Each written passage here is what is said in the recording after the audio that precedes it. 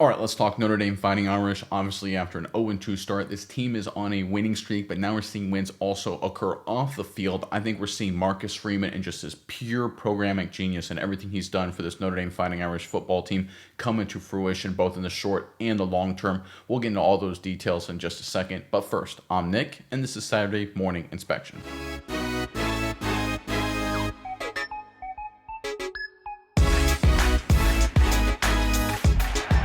All right, one of the things on this channel we consistently do, because it is the right thing to do, is really give a lot of praise on Notre Dame's head coach, Marcus Freeman, because frankly, he's earned it, right? He's one of the best coaches in college football in game. He's one of the best coaches in terms of program building, culture building. And we talked about it maybe about a week or so ago about what the Notre Dame Fighting Irish are doing in the recruiting department. But now, folks, we're seeing even more momentum build. And this story, when you get into the real weeds of it, I think it really shines into something really special Freeman and his staff are doing for the Fighting Irish. So without further ado, let's go ahead and pull this up. This is courtesy of A to Z Sports. With things beginning to heat up in the 2027 recruiting class for Notre Dame, there is no question that McKeesport, Pennsylvania high school running back Kemon Spell has become a priority target for the Fighting Irish. Even before Spell decommitted from Penn State following the James Franklin firing, the Pennsylvania star was a player the staff was pushing hard for. Makes sense, obviously. The five-star visited a couple weeks ago for the USC game, and things have only gotten better for head coach Marcus Freeman and his staff since then. Notre Dame has become the leader for Spell. We'll get into that in just a second. If his recruitment ends in the near future, the Irish will be hard to beat. I think right now Notre Dame is the leader in the clubhouse when it comes to Spell's recruiting. Obviously, a lot of things still to go, of course. But right now, a lot of good momentum behind this Fighting Irish program and what they're doing across the board in recruiting, not just with Spell, but just their entire map. But this report goes on to highlight something even more interesting and I think even more impactful. So again, this is also per A to Z Sports. It's the same article. As if that momentum wasn't strong enough, Jeremiah Love's father, Jason, took to X recently to make a strong pitch to Spell. The impact of Love, a superstar running back for the Irish, has been an important one for Spell. It appears he'll have an important fan if he chooses South Bend. Even with Love and Jadarian Price most likely gone after the 2025 college football season, the future of the running back room is in a great place. The Irish staff is set to bring in Javian Osborne and Jonas Walton in the 26 class, two exciting talents who have an argument as top 10 running backs in their class. If Notre Dame lands Spell in 2027, then the program has a chance to create an outstanding pipeline with no end in sight. And while all that is true, I think the big takeaway of these couple paragraphs here is what Jeremiah Love's father did. Right, Jason Love. And I'll actually pull up a screenshot of what he posted on X right here. This is again per Jason Love, Jeremiah Love's dad. He said, "Looks like I will be attending Notre Dame games for another 4 years. Come on, young man, the decision isn't hard at all. Let's go, Notre Dame." All right, so I want to be very clear about this. This feels to me unprecedented. This feels like something we haven't seen before. In the olden days of recruiting, right, prior to the NIL and the transfer portal and all these crazy numbers, you would get sometimes some vibes of, players and family members and boosters and fans of programs throughout a particular state, region, or the entire country would want to push a kid in a particular direction, right? That was, of course, very, very common. Obviously, there'd be friends, family friends, there'd be uncles, there would be high school coaches that say, hey, go to state, hey, no, don't go to state, that kind of thing went around for decades. Now in the current era of college football, it doesn't seem to really matter, right? A lot of it is, hey, who can make me the biggest paycheck? Who can write me the biggest check? Who can give me the most money, right? Who can give me the best NIL opportunities for the future, if not for right now? And listen, if that doesn't work out, I'll have the transfer portal in 6 months. I'll just jump into that and someone else will write me a check for hundreds of thousands, maybe even millions and millions of dollars, right? That's the world we live in right now. But we have a player's dad, a star player's dad here going out of his way to help recruit a five-star running back. This doesn't help Jeremiah Love, right? Obviously, Jeremiah Love, his career, his resume is, while it's not set in stone, has already been outstanding for Notre Dame. Isn't going to help or hurt Jeremiah Love in any significant way, of course. Jeremiah Love, by the time Spell is playing college football, will be doing great things, I'm sure, in the National Football League. So this has nothing to do with Jeremiah Love or the Love family in terms of, their personal connections and what they want for their, of course, young superstar. This speaks to what Freeman has built. And I think what Jason Love here is mentioning is that Jeremiah Love and probably every single Notre Dame player looks at the culture, looks at the program, and realizes what Marcus Freeman has built is special. And they want other people to experience it. They want other stars to experience it. Right? Listen, it's one thing for a kid to try and recruit, other top recruits in his class. We see that happen, all the time. And that's good when that happens. It speaks about leadership. We've never seen a dad who won't be around in terms of, his son won't be playing for the program anymore. by the time spell attends. Never seen this before. This is unprecedented. It's one of these things where Notre Dame is literally so good of a school, so good of a culture, so good of a program, so good of an environment. Freeman is so good at all those things, where you have Jeremiah Love's dad telling a kid, you should come here in public. This isn't in private. This isn't just bumping into each other, at a game or something like that, saying, hey, you should come here. Jeremiah really liked it. I think you do well. This is public for the world to see. Guys, this is special. And a lot of credit has to be given to Jason Love. You talk about a man who looks beyond his own son, looks at other young men. I think let's give credit where credit is due. I mean, good job. I mean, in terms of, I'm a relatively new father myself. I'm still trying to become a better dad, as I'm sure a lot of potential dads or dads that are watching this right now can certainly attest to. But I was really impressed by Jason Love. I thought this was really good. And I admire a dad who would do this, something I would probably want to try and do in a different capacity, I'm sure, in my life. So credit to Jason Love. I think me personally, I'll just say I can learn from him and his, looking out for someone else besides his own family, just to see an opportunity for other people to benefit the way his son did. And of course, that's very special for any father to do that, any man to do that. But what Marcus Freeman has done, and this is the most important takeaway here, guys, is he's created this environment. He's created this culture. He is the architect to where this kind of thing can happen, right? And there are other schools that have a lot of history. There are other schools that are really good. The Alabamas, the Ohio States, Oregon, USC, right? Oklahoma, Texas.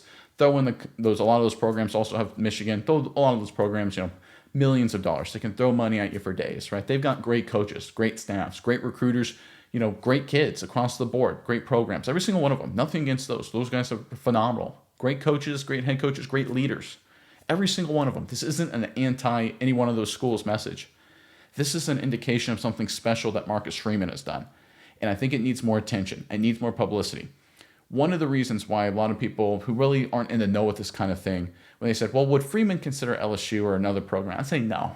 And I think we all understand that, because he's built something here at Notre Dame that may not be something that can be replicated, right? I think you only get this with Freeman in Notre Dame, in South Bend.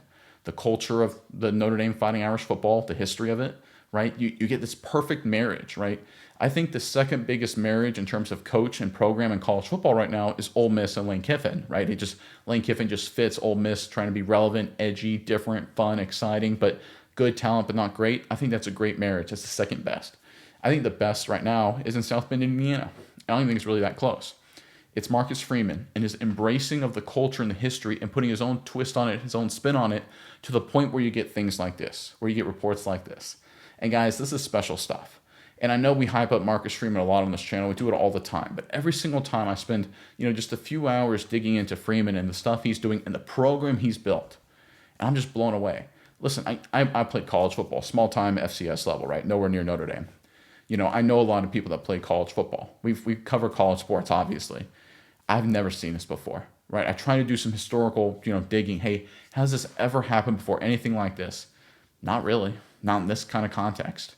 We're dealing with unprecedented stuff in South Bend, Indiana, and Marcus Freeman is leading the charge. All right, we got a little bit more to break down when it comes to the Fighting Irish, but first, Notre Dame fans in the comment section below, want to hear from you guys as Notre Dame looks to build on this winning streak and really put some momentum together. Obviously, Boston College this weekend. What's one player you want to see really have a sort of a breakout performance, right? Obviously, we know the stars. We know, the big names that should show out and have a good day. But what's one guy you're really looking to see to maybe have a breakout performance and make a name for himself? Put him in the comment section below. But I want to pull up real quick. You talk about the recruiting situation when it comes, of course, to spell. And this is courtesy of 24/7 Sports, their crystal ball predictions.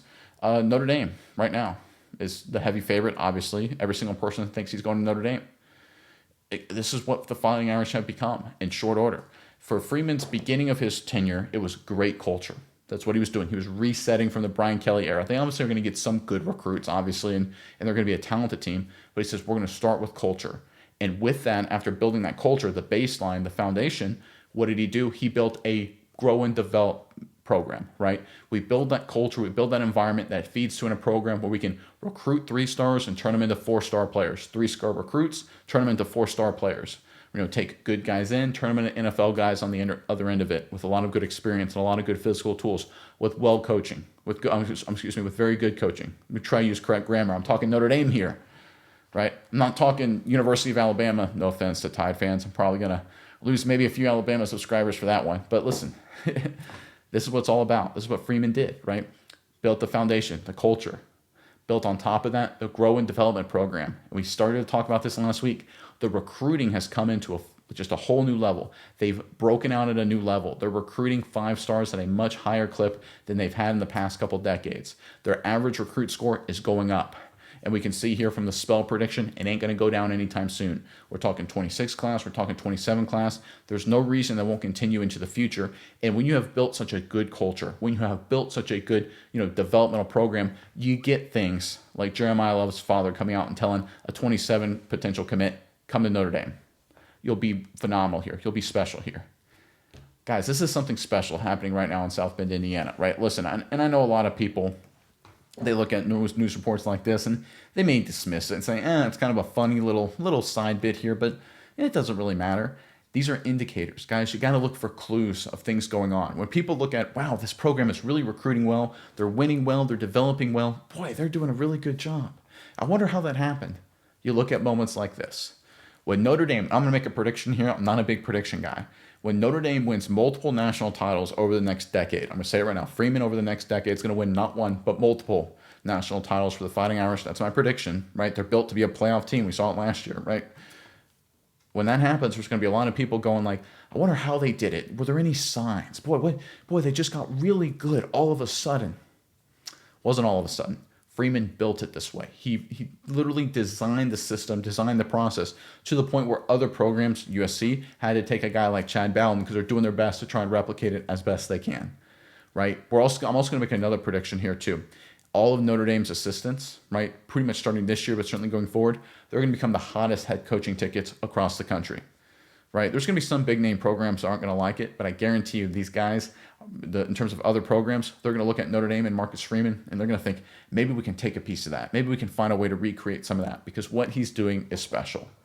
And it's true what he's doing is special. And listen, I'm not a Notre Dame fan, right? I'm not a Fighting Irish guy. I didn't graduate to Notre Dame. I didn't go to Notre Dame. I've got no dog in the fight in terms of love or hate the Fighting Irish. I think I like good football. I like college football. That's my favorite team's an FCS school. I'll just put it like that. So again, it's one of those things where you can put aside any biases, if you have any, positively or negatively, and look at this situation and say, Freeman is building something special. He's doing something incredible in South Bend, Indiana, and right now we're seeing all the indicators that it's not slowing down. It's only accelerating, and this Fighting Irish program, as good as they are now, folks, they're heading into special rarefied air in short order.